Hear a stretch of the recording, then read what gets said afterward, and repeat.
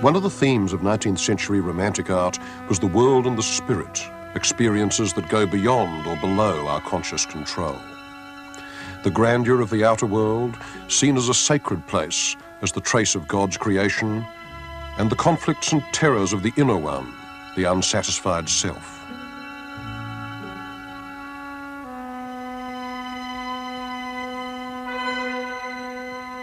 The search for these precarious images of man and nature was one of the great projects that the 19th century bequeathed to modernism.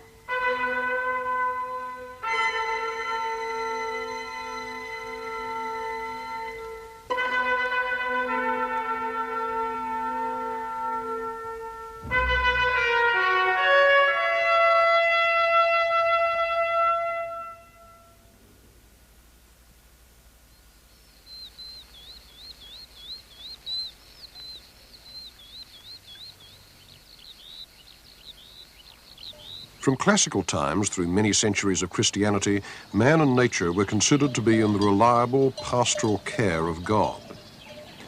But in the 19th century, God died, and artists weren't feeling too well either. Strangely enough, it was in this idyllic landscape that one great painter in his last years before suicide was to express his own sense of isolation in the world. This is the lunatic asylum at Saint-Rémy-de-Provence in the south of France, near Arles. For a year and 8 days, from May 1889 to May 1890, Vincent van Gogh was under treatment here. Just what his illness was, nobody to this day is quite sure. The one aspect of its symptoms that everybody knows about was that he cut off his earlobe and gave it to a prostitute in Arles. He suffered, as they say, from manic depression, which is an opaque way of skirting an issue that we still don't understand. Though you continually hear terrible cries and howls like beasts in a menagerie, in spite of that, people get to know each other very well and help each other when their attacks come on. When I'm working in the garden, they all come to look, and I assure you they have more discretion and good manners to leave me alone than the good people of the town of Arles. The garden and the asylum look much as they did in Van Gogh's time. Even his irises are still there. There are people who love nature even though they are cracked or ill. Those are the painters. Then there are those who like what is made by men's hands, and these even go so far as to like pictures. Though here there are some patients very seriously ill, the fear and horror of madness that I used to have is already much lessened. He suffered from agonizing fits of paranoia and a kind of paralysis of the will accompanied by hallucinations during which he couldn't work at all. And these were separated by long, clear months during which he could and did, which were in turn punctuated by the most extraordinary moments of visionary insight. At such moments, everything he saw was swept up in a current of energy. Everything he sees is made from the same plasma. The moon comes out of eclipse, the stars blaze, the sky heaves like the ocean, and the cypresses move with it. Van Gogh's cypresses are like thick, dark lightning conductors grounding the energies of the sky in the earth. They are alive as no painted tree had ever been and as no real cypress could be. The cypresses are always occupying my thoughts. It astonishes me that they have never been done as I see them. The cypress is as beautiful in line and proportion as an Egyptian obelisk, a splash of black in a sunny landscape. Just outside the asylum walls, you can walk in Van Gogh's olive grove and measure the way that he changed it, inventing the form of the dry grasses and the flickering blue shadows on them, and turning the olive trunks themselves into shapes like human bodies, grown old and arthritic with work. Again, the continuous field of energy, pouring through the light, rising from the ground, solidifying in the trunks. You can see his landscapes motif by motif, without necessarily seeing what he saw. But Van Gogh's sense of a power behind the natural world was so strong that once you have seen the paintings, you have no choice but to see the real places in terms of them.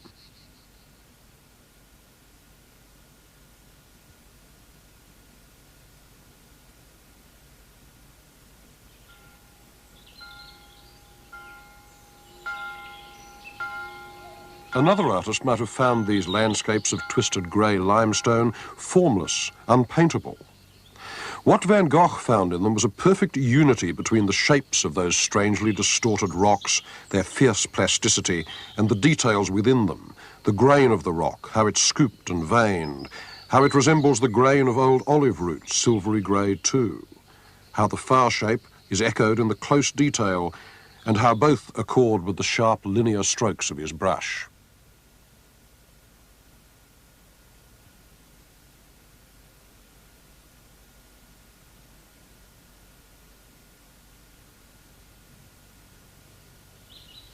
One of his favourite sites was over the Plaine de la Gogh, whose flat fields and furrows and trees were, he said, as infinite as the sea, only better because people lived on them. To draw them, he used an amazing range of notation, every shape suggested by a different dot or stroke or squiggle, everything seen, nothing generalised about. Few drawings have this richness of surface. It feels as though the life of the landscape is bursting through the paper so that the brown ink becomes almost as eloquent as the colour in his paintings.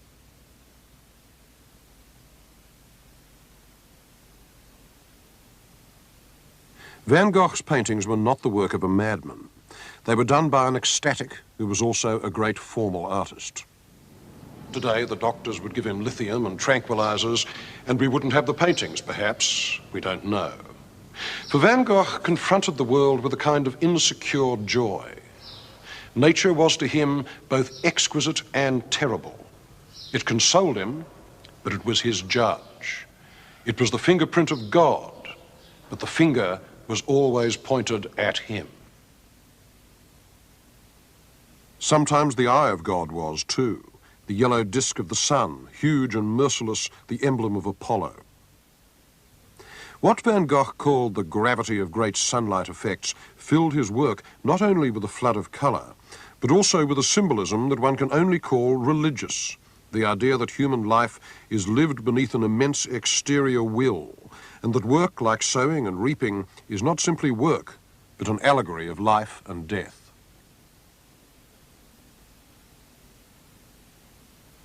I saw in this reaper, a vague figure struggling like a devil in great heat to finish his task, I saw then in it the image of death, in the sense that humanity would be the wheat one reaps.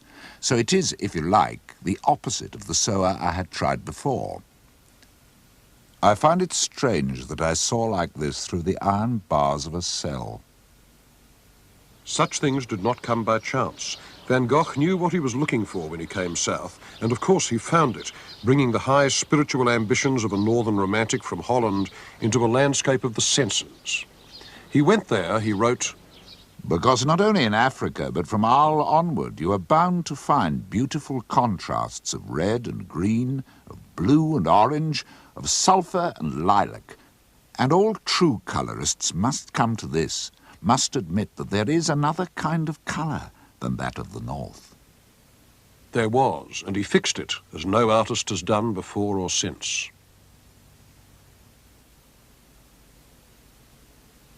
Van Gogh was 37 when he shot himself, but in the last 4 years of his life, he'd changed the history of art. The freedom of modernist colour, the way that emotions are worked upon directly by optical means, was one of his legacies, as it was Gauguin's too. But Van Gogh had taken this even further than Gauguin because he had opened up the modernist syntax to pity and terror as well as to formal research and pleasure.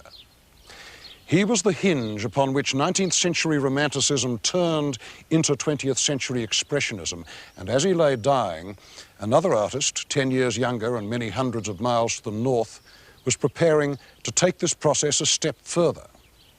In Van Gogh's work you can see the self scratching to be let out, but in Edvard Munch's, the self is out. And if that bony Norwegian face which he scrutinized and painted for 70 years, starting like a young pastor and going through the stages of bohemia and middle age to finish like a paranoid old Viking, if that face still haunts us, it is because Munch was the first modern painter to explore the idea of the self as a battleground. 25 years ago, there was not a general agreement about Munch's greatness. Many people who should have known better kept on thinking of him as a sort of gaunt, psychotic troll whose obsessive self-inspection didn't make much sense below the Arctic Circle. But today he seems in every way as universal an artist as Ibsen or Strindberg. He was almost literally raised in the family sick room in a dreadful atmosphere of whispers, silences, vomit and carbolic acid. Disease and insanity were the black angels on guard at my cradle. In my childhood I felt always that I was treated in an unjust way, without a mother, sick, and with threatened punishment in hell hanging over my head. A great deal of Munch's creative life was spent exorcising the demons of childhood. The sick room, the praying faces, the small twisting hands of anxious women, the terrible apprehension that went with Munch's use of illness as a central metaphor of visionary insight, these surface in the paintings over and over again.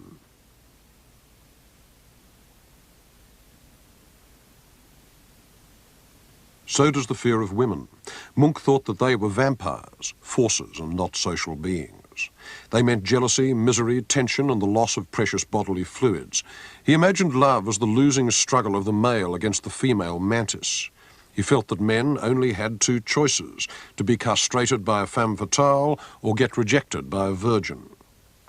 This painting, Puberty, carries the clearest of messages. Sex is ominous and hateful. Munch's work oscillated between fantasies of rape and visions of woman as an invincible devourer. In his Madonna, you can almost see the feet sticking out of her mouth.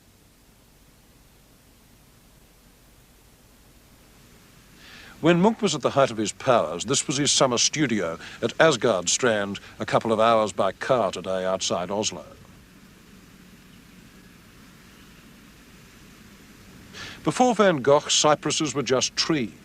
And before Munch, this was just a stony provincial beach with a grey horizon and a pier and rocks and trees coming down to the water. But what he made it into was one of the emblematic landscapes of the modern mind. In his hands, it came to stand for alienation and loss and yearning.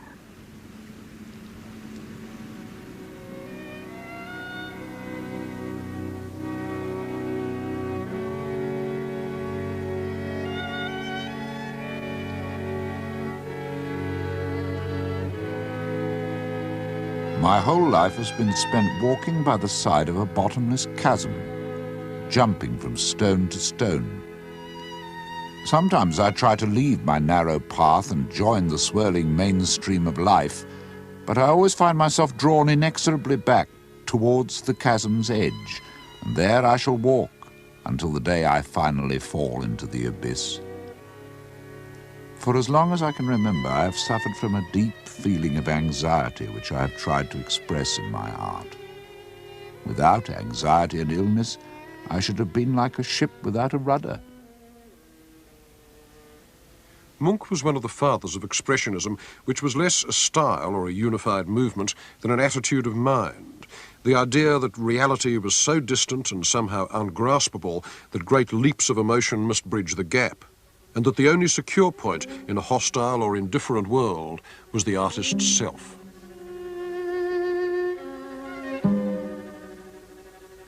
Munch's sense of estrangement in the crowd filled his images of the city. I can see behind everyone's masks. Peacefully smiling faces, pale corpses who endlessly wend their tortuous way down the road that leads to the grave.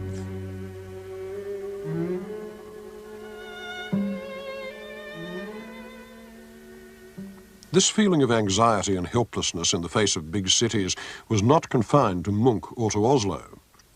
Since the mid-19th century, the image of the metropolis as the devourer of souls, a place of lonely crowds and artificial distractions, had been seeping into art and poetry. Soon it would be the main backdrop for European culture. Charles Baudelaire addressed Paris as his ant-swarming city, city full of dreams where in broad day the spectre tugs your sleeve.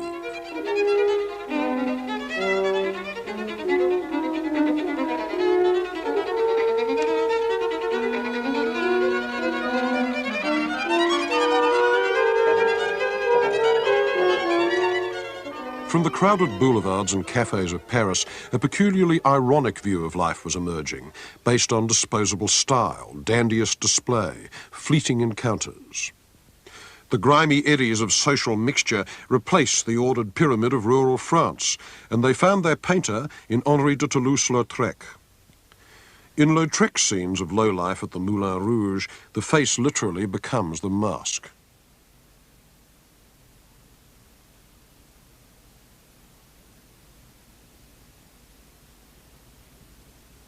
The Belgian painter James Ensor also picked up that image, using it to convey the idea that society was not only unreal, but a sort of demonic carnival, a collective of threatening masks.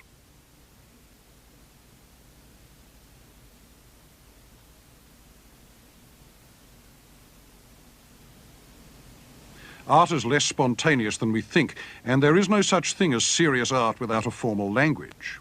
But the question was, where did one go for the language of extreme emotion, the human shapes of loss and fright? Actors? Medical textbooks? Where? Well, curiously enough, one of the solutions that Munch found would seem to have been archaeology. The cultures that Spain had destroyed in South America in the 16th century were beginning to acquire a certain amount of popular glamour in Paris in the late 19th. Incas, gold, lost cities in the jungle, all that kind of thing. Now, one of the minor sensations of the great Paris exposition of 1889 was this Inca mummy, which had been dug up in Peru. It was buried in the fetal position, which is to us, I don't know about the Incas, the archetypal emblem of fright and the desire for security. Paul Gauguin saw it at the exposition, and he was so moved by it that he copied it. Munch was also very moved by it. And so it is to this withered fetus that used to be a man that we owe probably the most famous image of neurosis in the history of art, the scream. I stopped and leaned against the railing, half dead with fatigue. Over the grey-blue fjord, the clouds hung, red as blood and tongues of flame. Alone and trembling with fear, I experienced nature's great scream.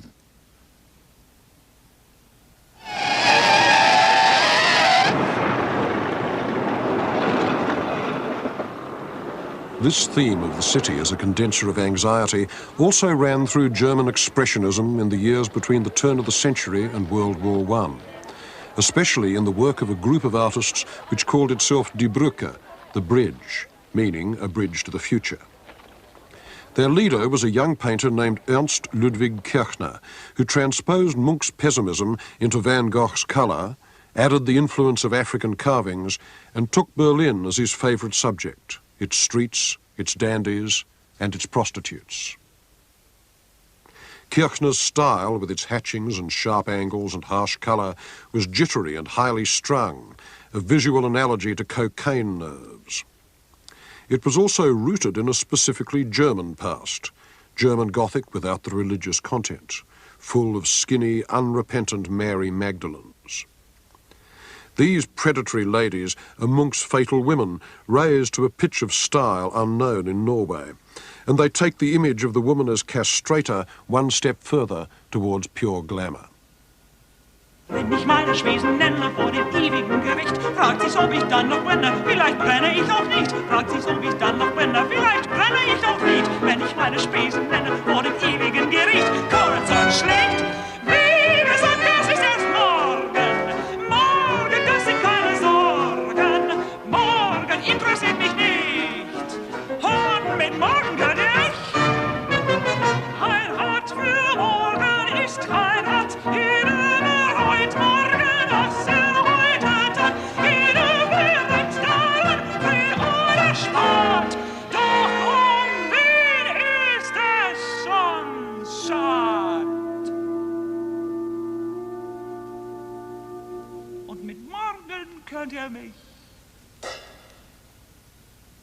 In pre-war Vienna, the leading expressionist was the painter and playwright Oskar Kokoschka, whose early work, including his self-portraits, was more Baroque than Gothic. High-strung, elaborate, switching between elation and misery. They came out of the same milieu as Freud and Schoenberg, that brief moment when Vienna, in the decay of its empire, was one of the capitals of introspective modernism. Kokoschka lived to 1980, and in his 60s he talked about his ambitions as a painter. Life is so short, and I want to squeeze every bit out of life. Like to live in the light, to live under the sun. It's such a great gift. We forget it today. I'm not a spectator. It's not the vedute I want to paint. It's like in opera, you can see what happens out of it. I want to participate. I identify myself with the object.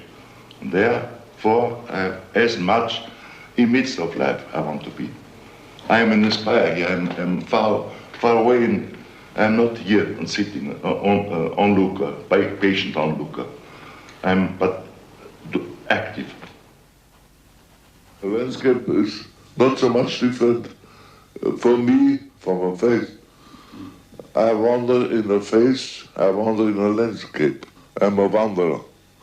I can't stay stiff and admire. I have to do something. I have to mix it up with myself. In the twisting hands and strained faces of Kokoschka's portraits, the artist becomes the sitter's accomplice, not by giving him or her a socially useful mask, but by admitting a shared neurosis, a kind of mutual outsidership.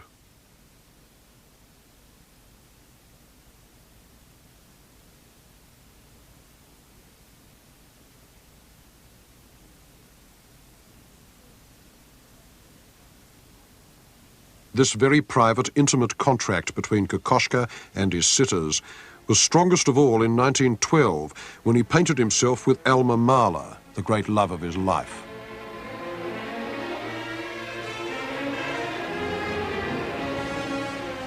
His affair with Mahler's widow also inspired Kokoschka to paint what is still the key image of expressionist love, the Tempest.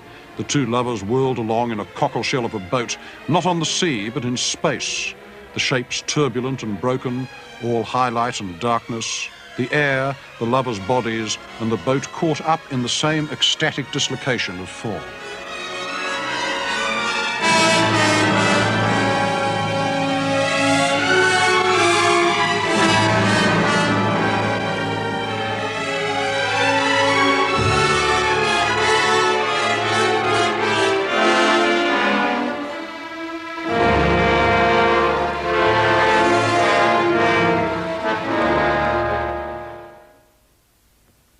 The chief expressionist in France was a Polish Jew named Haim Soutine. He was wretchedly poor, and his art became a way of stealing substance from the world. He was obsessed with food, a scraggy chicken on a hook, stared at for days, life seen as meat and as a preparation for death.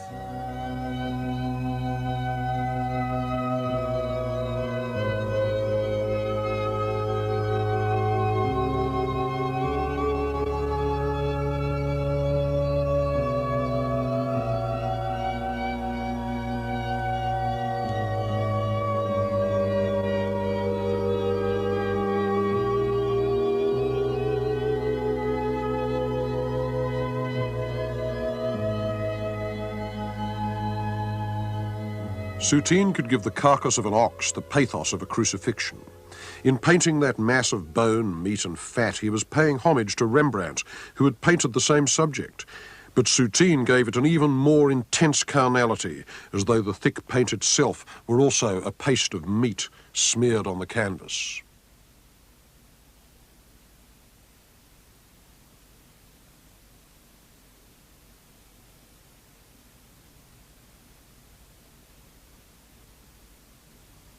His landscapes, particularly the ones he painted near Serres in the south of France in 1920 to 22, are even more turbulent, like an extreme distortion of Van Gogh.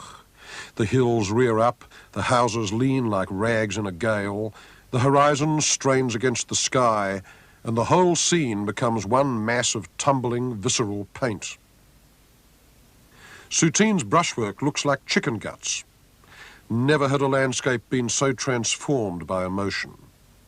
The violence of the paint predicts the violence that would later surface in American abstract painting, but the images are still concrete.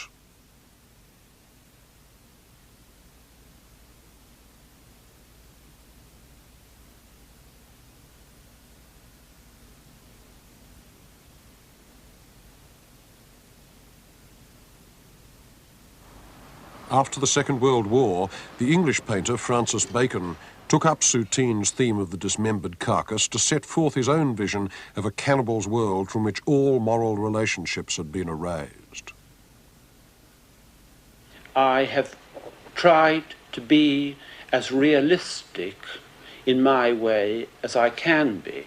After all, you only have to think about life, or have experienced it in any way, or think about the meat on your plate, to think how disturbing what is called reality is.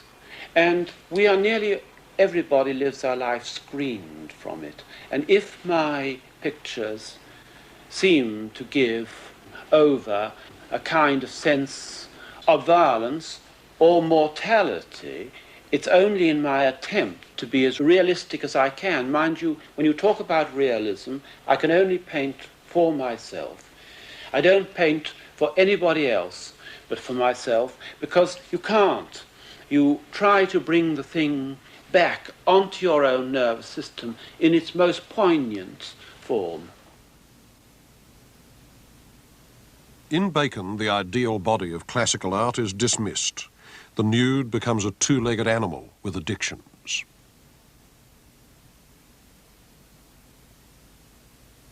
One of his sources was photography, the early sequential photos of human action by Edvard Munch. In Muybridge's book Animal Locomotion, the naked body is studied with perfect attachment as a machine.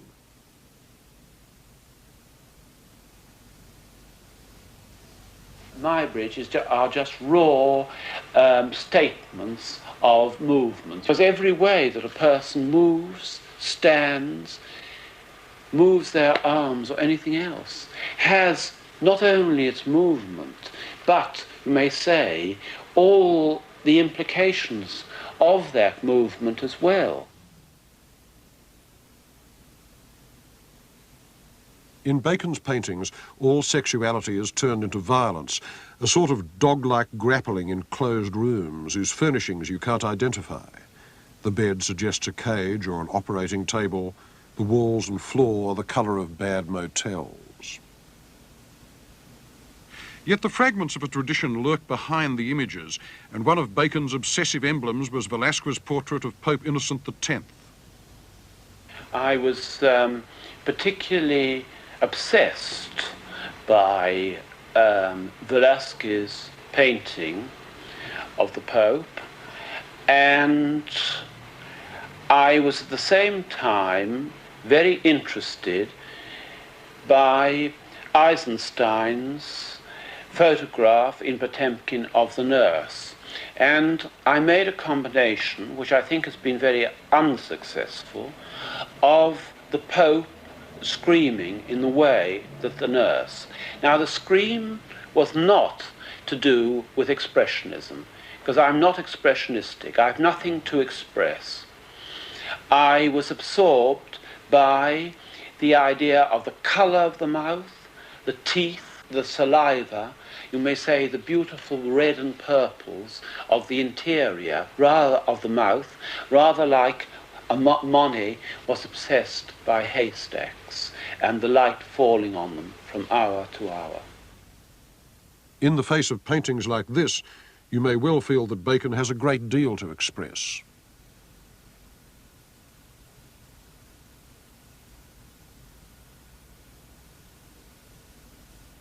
The other important painter of the disquieting human figure in the 50s was a Dutchman who had emigrated to America, Willem de Kooning. His paintings of women came partly out of American ads, the white smiles and big dominating glamour girls in the lush pop landscape of America's post-war boom, Marilyn with shark teeth. Hey, hey. Hey, Susie Q, what's cooking with you? Your teeth look whiter than new. My teeth aren't new, but my toothpaste is new Pepsodent. Get with it, kids. New package, new flavor, new formula, too, means brighter smiles for me and you. You'll wonder where the yellow went when you brush your teeth with Pepsodent. Got the message? Like Kirchner's and Munch's, de Kooning's women are about anxiety. They take the expressionist fear of the fatal woman to an almost comic extreme. Squat, broad, overwhelming and primitive, glimpsed but not analysed, the sex goddess changes into a fiercer and older kind of idol. It also was like some kind of glimpse, like meeting one of those ladies. So when people say they're not really figures, but they're landscapes, that's true to a certain extent. But they were figures to me. Figures maybe in a landscape, or I don't know where exactly. Not here, not there, but somewhere. I don't think that I'm really expressing the world around me. You know, this real world, the so-called real world, it's just something you put up with like everybody else. I'm in my element, and I'm a little bit out of this world. And then I'm in the real world. I'm on the beam. Because when I'm falling, I'm doing all right. When I'm slipping, I say, hey, this is very interesting. It's when I'm standing upright what bothers me. I'm not doing so good. I'm stiff. As a matter of fact, I'm really slipping most of the time into that glimpse. Well, that's a wonderful sensation, to slip into this glimpse. I'm like a slipping glimpser. This spontaneity of touch and looking, the slipping glimpse, ran all through de Kooning's work, both figurative and abstract. But he and Bacon were among the very few artists who could handle expressionist distortion after the Second World War, because reality had now outstripped art.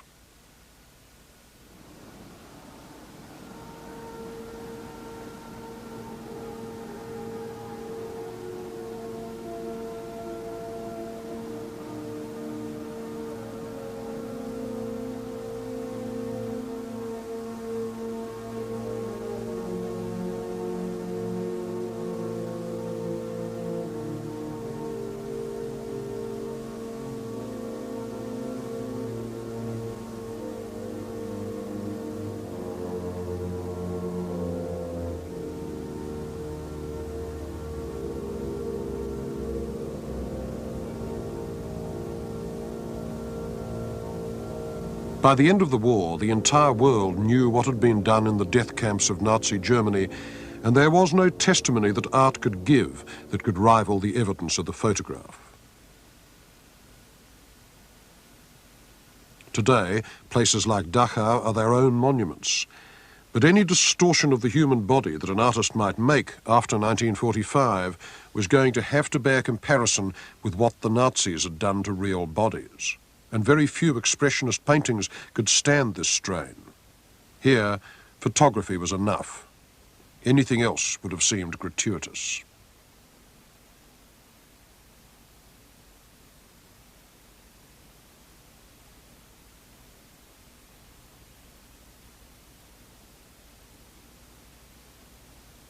In the face of this, there seemed to be very little that art could say. What we understand about the Holocaust we get from writing and photography. But art had very little to contribute, almost nothing of importance. The effects of this failure are still with us, because after the war there were very few people who believed that art could carry the burden of major social meanings anymore. There would be no more Goyas and Courbets. In the death camps, the only product, as far as art was concerned, was silence.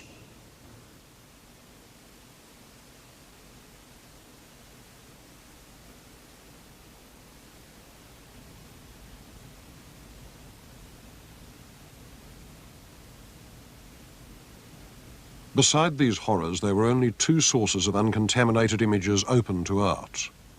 One was complete abstraction, the other was the natural world, and artists had been combining and recombining these for 30 years.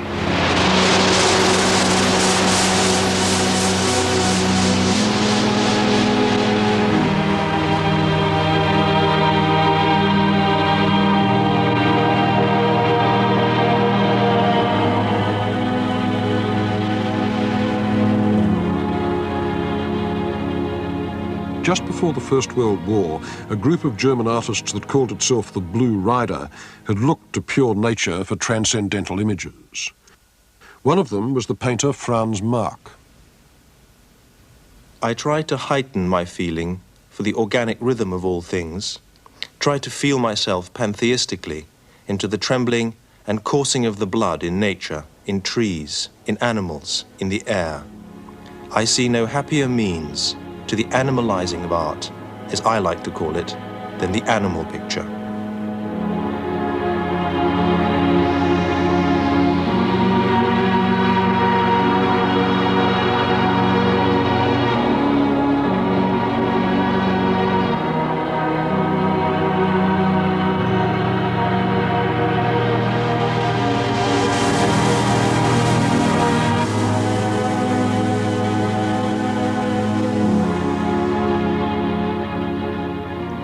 Very early in life, I already found man ugly, and animals seemed to me cleaner and more beautiful. But even in them, I discovered much that was unacceptable and ugly, so that my art instinctively, and out of inner compulsion, became increasingly schematic and abstract. Marc wrote that from the trenches in 1915. By then, he believed that abstraction was the only route to spiritual knowledge, and certainly it seems to have had a prophetic quality for him. In 1914, he painted this image called Forms in Battle. 2 years later, at the age of 36, he was killed at the Battle of Verdun.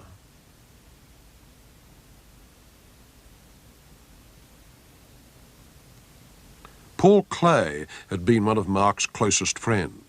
He survived the war and went on to teach at the Bauhaus, and for another 20 years he would produce some of the most exquisite visions of nature in modern art. Small, witty, delicate and mysterious, his idea of the natural world was like the image in this watercolour, the open book, page after page opening backwards into the centre, disclosing another world of growth and form.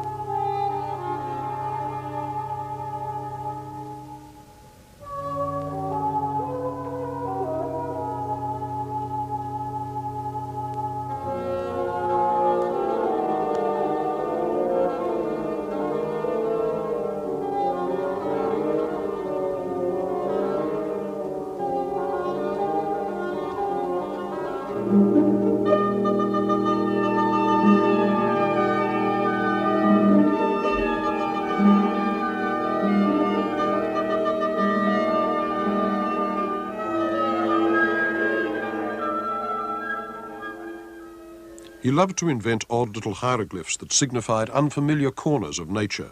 He was drawn to structures so small that the normal eye misses them: plant cells, seeds, plankton, diatoms.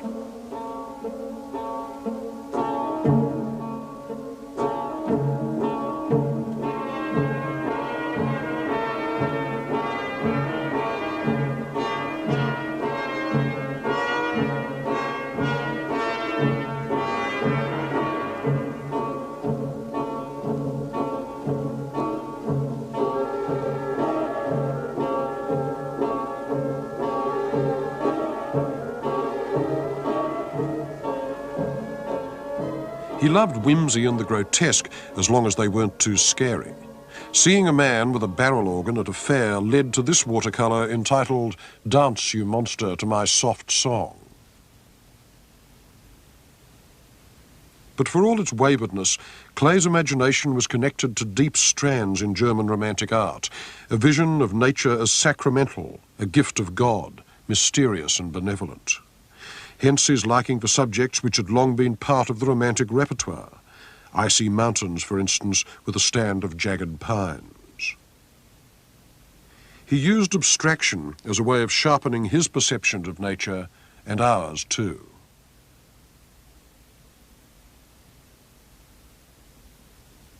In fact, the central theme of Klay's work, to which his watercolours and paintings return over and over again, is the Garden of Paradise, all life composed under the eye of natural order. Clay taught painting at the Bauhaus in Germany in the 20s, and one of his colleagues there was the first artist to try to paint transcendental images that were completely abstract. His name was Wassily Kandinsky. Kandinsky was Russian. He came to art late. He didn't begin until he was past 30. Folk art and the Russian icon were his early influences, and they showed in his bright patterns of flat colour. Of course, he'd looked at fauve paintings too, as you can see in this Kandinsky from the early 1900s. But gradually the patterns become more abstract. These shapes are not immediately recognisable as women, but there they are, in the midst of a pastoral scene with animals.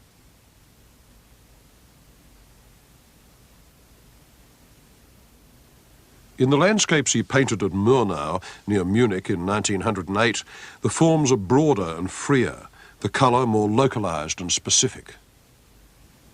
Colour directly influences the soul. Colour is the keyboard. The eyes are the hammers.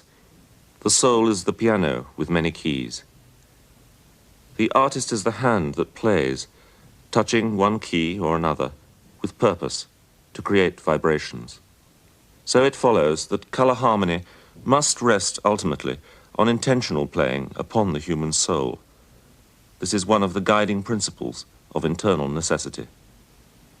So the next step was pure abstraction.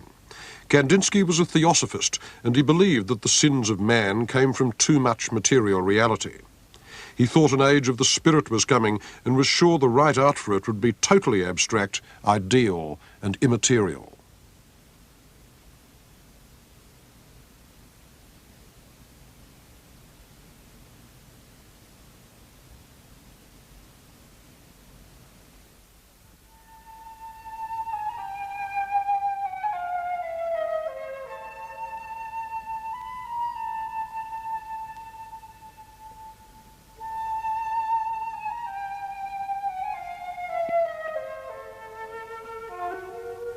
Although Kandinsky painted his first abstract pictures around 1911, the natural world continued to offer images of another sort to both painters and sculptors.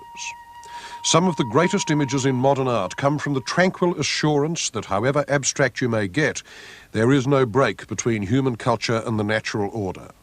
And the high priest of this feeling was the son of a Carpathian peasant. His name was Constantin Brancusi.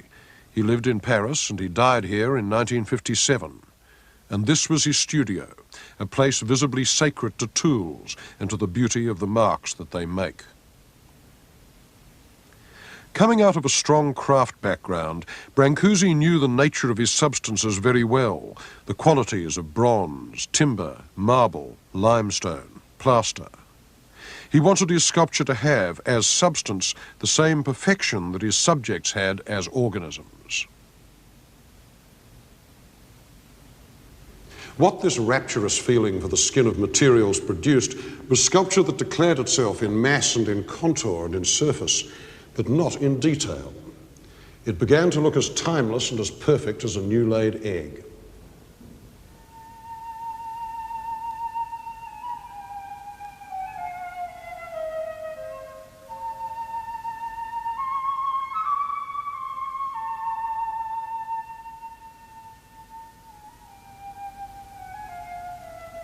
Brancusi wanted to find the most compressed form that still contained the subject.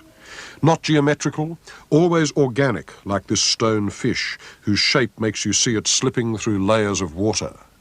Or the minimum form repeated, as in his endless columns, composed of units that in theory could keep going up forever. In every piece, the tightest possible image.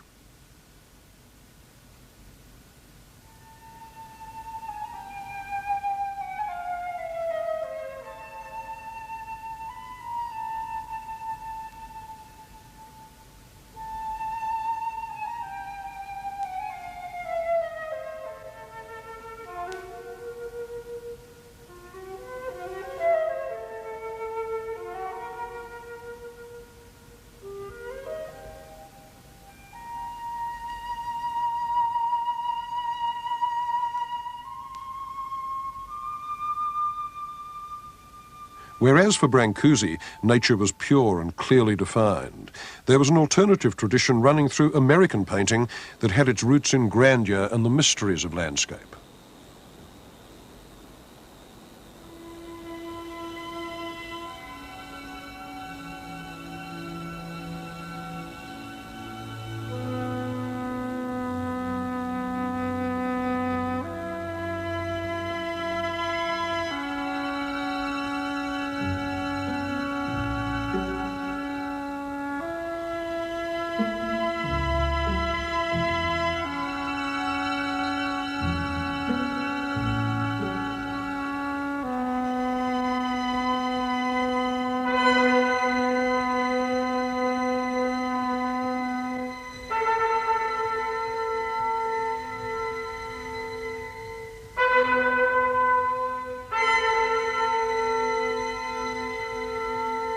In the 19th century, the Grand Canyon of the Colorado River had come to typify what the American wilderness meant to artists. It represented the designs of God, his unedited manuscript.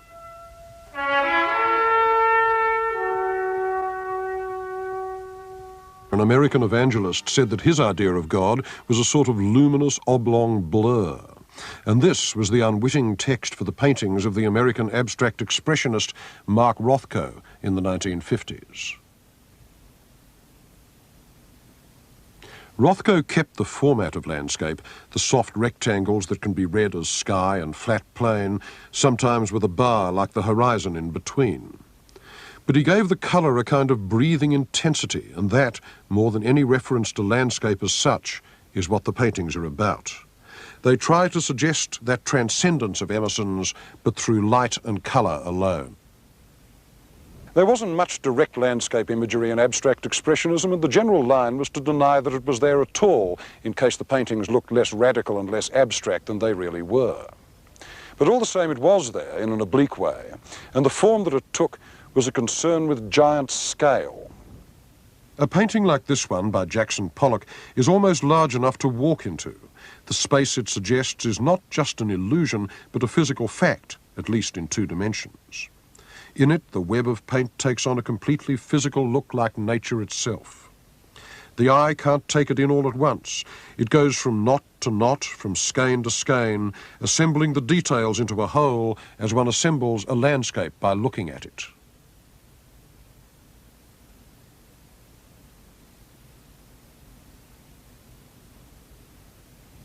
Now, abstract expressionism was less the creation of cowboys, but of New York Jews. All the same, space itself, radiant, optimistic, endless, was very much an American myth, and it was bound to affect them in some degree or another. And on Jackson Pollock, who was not a migrant's son, but a Native American from the western states, its effect was very large indeed. Pollock was the first American artist to influence the course of world art. For the last 10 years of his life, until he died in a car crash in 1956, he lived and worked on Long Island outside New York. My painting is direct. I usually paint on the floor. I enjoy working on a large canvas. I feel more at home, more at ease in a big area. Having the canvas on the floor, I feel nearer, more a part of the painting. This way I can walk around it, work from all 4 sides, and be in the painting, similar to the Indian sand painters of the West. Sometimes I use a brush, but often prefer using a stick. Sometimes I pour the paint straight out of the can. I like to use a dripping, fluid paint. A method of painting is the natural growth out of a need.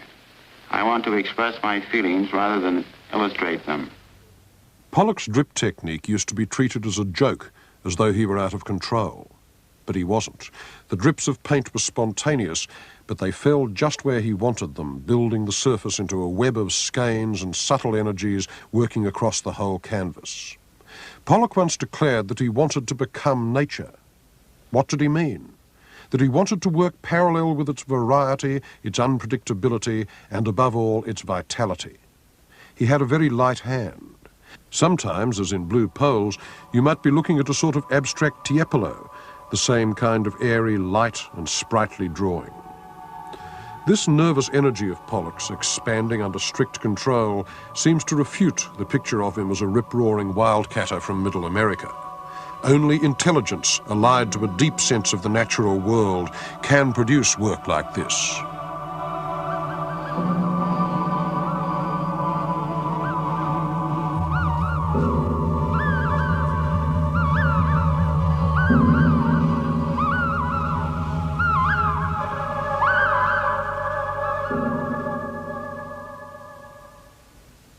Another leading figure in abstract expressionism, both as painter and as writer, was Robert Motherwell, the last major collagist in the tradition of Georges Braque, but perhaps best known for his series of black and white paintings, the Elegies for the Spanish Republic.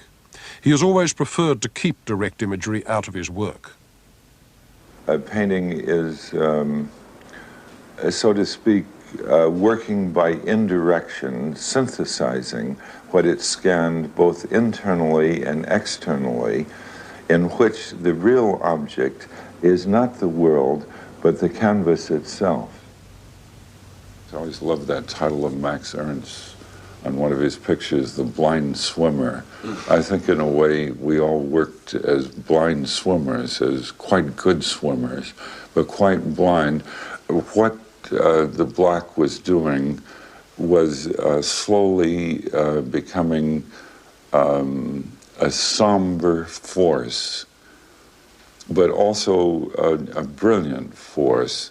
There are certain painters who use black as a color as vividly as other artists can use fire engine red, let's say. But in the end, it seems that in my mind, a black is also symbolic of death.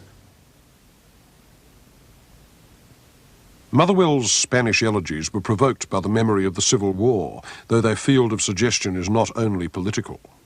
But in the meantime, what happened to the older ambitions of abstract art, like Kandinsky's hope that it could bring about some kind of spiritual change in those who saw it?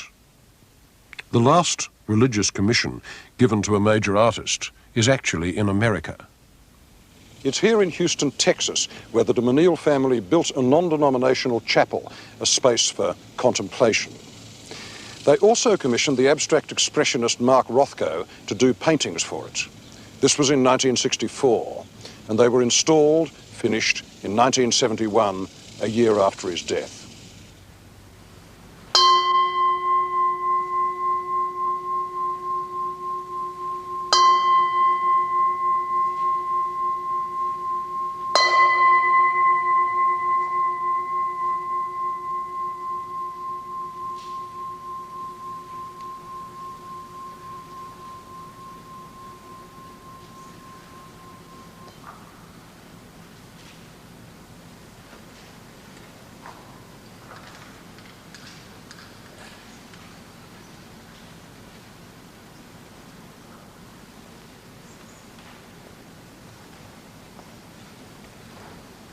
In this chapel, Rothko, who was soon to commit suicide, took to its ultimate extreme the idea that colour, in this case a very narrow range of colours from dark plummy red through violet to black, could carry the whole load of a spiritual experience.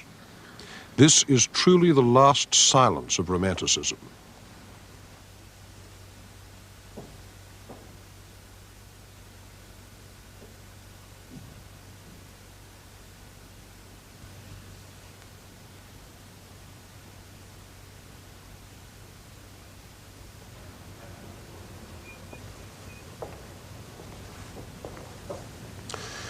I can't enter this chapel without emotion, but I never know whether I'm feeling what Rothko meant me to feel. He wanted to be a great religious artist. He was not only a Jew, but a Russian Jew, and he wanted his paintings to act like icons and to possess the full moral seriousness of the Russian novel. Now, he had the wrong equipment for this. He had an exquisite sense of nuance and silence and vagueness. But this he wanted to carry the full patriarchal grandeur of the Old Testament. It couldn't, and these paintings are the result. These are not active images. They're more like zones of silence, blank slates which you complete by looking at them. And what they present as sacred is the state of receptivity, of slow looking. In fact, the condition of being an artist, of being Mark Rothko. The world is drained out of them. Now, does that make them religious art?